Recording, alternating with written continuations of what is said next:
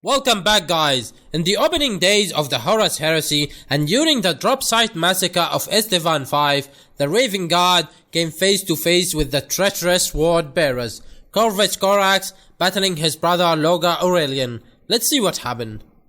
The Raven Guard front ranks went down as if scythed, harvested in spilling line of detonating bolter shells. Black armored Astartes tumbled to their hands and knees, only to be cut down by the sustained volley, finishing those who fell beneath the initial storm of head and chest shots. Seconds after the first shatter of bolters, beams of bright laser fire slashed from behind the word bearers as the lace cannon mounts of land raiders, predators and defensive bastion turrets gouged through the Raven Guard and the ground they stood upon. The Iron Warriors and Word Bearers kept reloading, opening fire again, hurling grenades and preparing to fall back. The Word Bearers Legion had taken up landing position on the west of the field, ready to sweep down and engage the Raven Guard from the flank.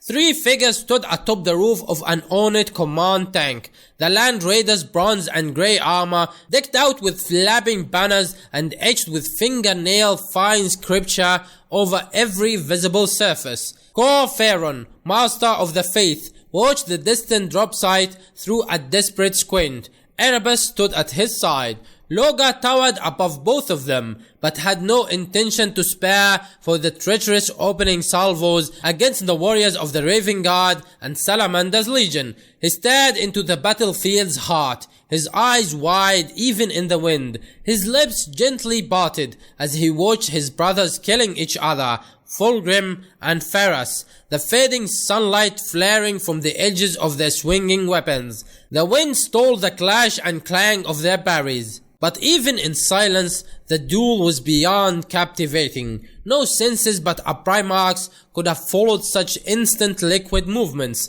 The perfection of it all almost brought a smile to Lorgar's lips. As the Primarch watched his two brothers engaged in their furious duel, he recalled a time long ago when Ferrus had presented him a weapon he had forged. He had crafted the fine Crozia Small, Illuminarum, as thanks for the reinforcements of the 10th Legion at Galadan Secundus. Snapping back to reality, the seed of doubt crept into Lorgar as he laid witness to the slaughter around him. But with the brooding and reassurance of his adopted father Corvus, Lorgar ordered his word bearers to attack. Amidst the carnage and the slaughter, the anger of a demigod was released. Beyond anger, beyond rage, it went beyond both, for it was wrath in physical form. Lord Corax, Primarch of the Raven Guard, charged into the ranks of the Treacherous Word Bearers, a blur of charcoal armor and black blades, butchering with ease that belied his ferocity. Soon the voices of dying Word Bearers became a conflicting chorus over the Vox as they screamed for help. Argiltal, the Crimson Lord and leader of the demon-possessed Astartes known as the Gal Vorpak, Lorgar's blessed sons, leapt forward to meet the end at the hands of a demigod. Meanwhile, Lorgar mirrored his brother's Primarch's actions and slaughtered enemy Astartes with contemptuous ease.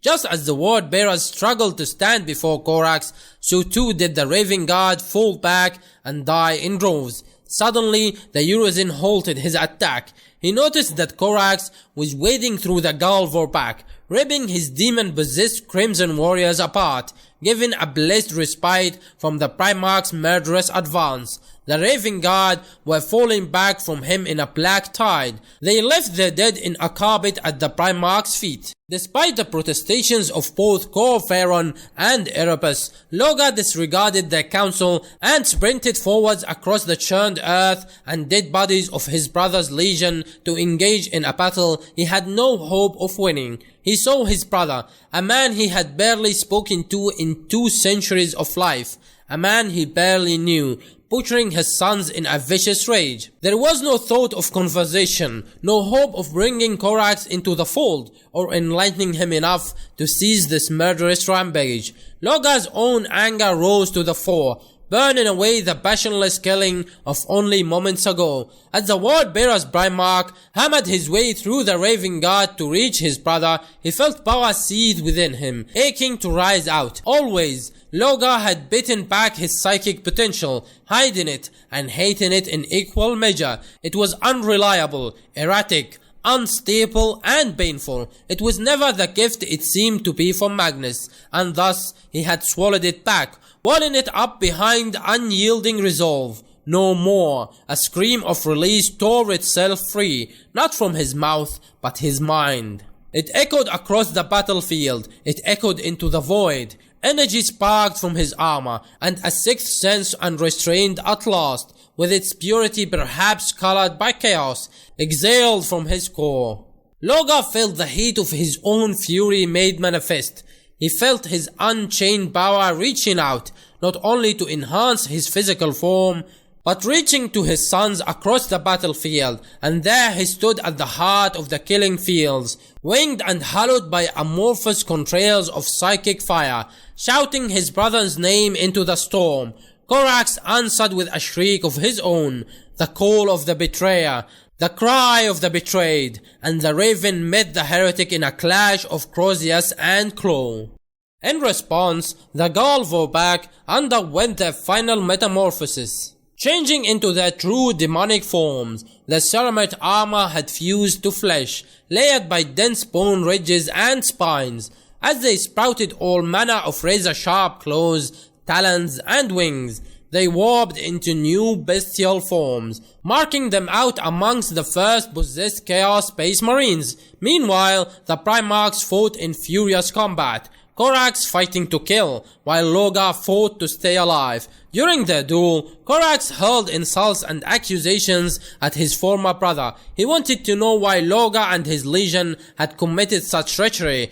Lorgar shared with his brother of the future visions he had seen of their father, a bloodless corpse, enthroned upon a throne of gold and screaming into the void forever. Angered by his brother's lies, Corax lashed out furiously with his pair of lightning claws across Lorgar's face, cutting the meat of his cheeks deeply. Even should Lorgar somehow manage to escape his ultimate fate this day, he would bear these scars until the day he died.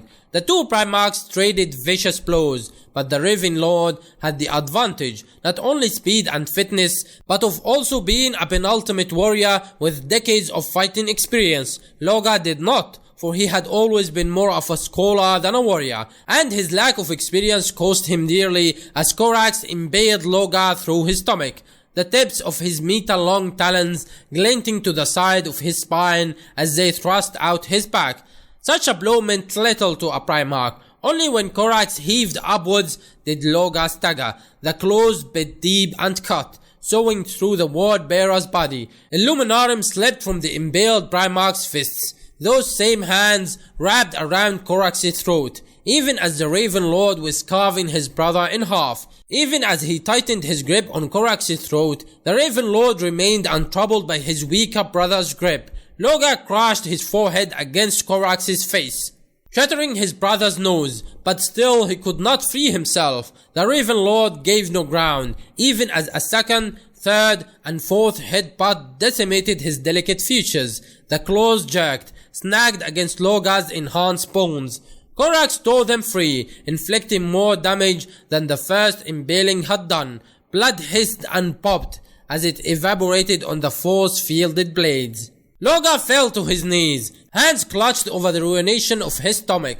As Corax stepped closer, he raised his one functioning claw to execute his brother. Lorgar screamed his defiance at Corax, lost in the irony that of all the sons of the Emperor, he was the one soul in 20 who had never wished to be a soldier. And now here he would die, at the heart of a battlefield. As the claw fell, it struck opposing metal.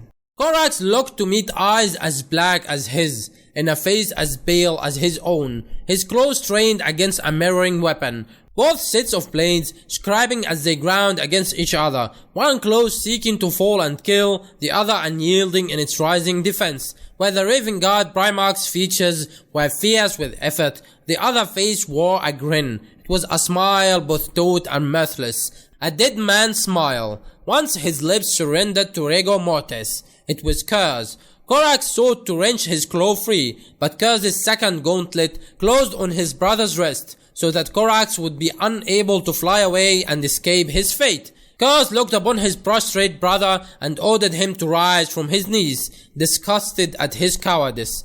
Corax was not idle as this exchange took place. He fired his flight back, burning his fuel reserves to escape Curse's grip.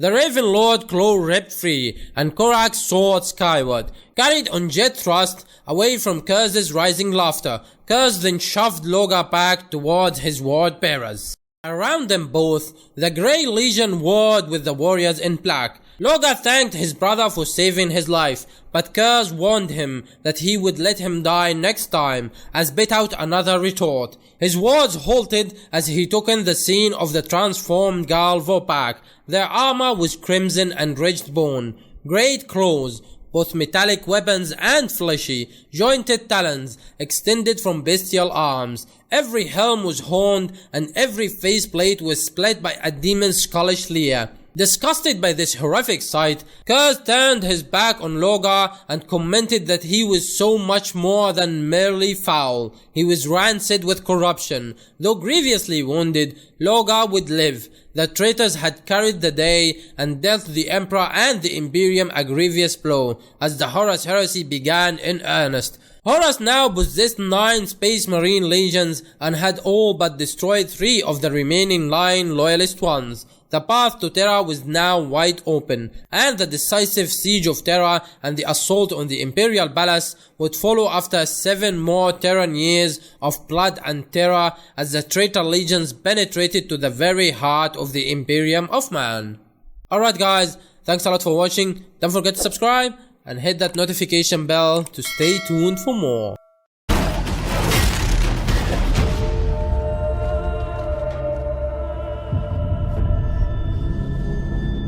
Let the seas boil. Let the stars fall. Though it takes the last drop of my blood, I will see the galaxy freed once more. And if I cannot save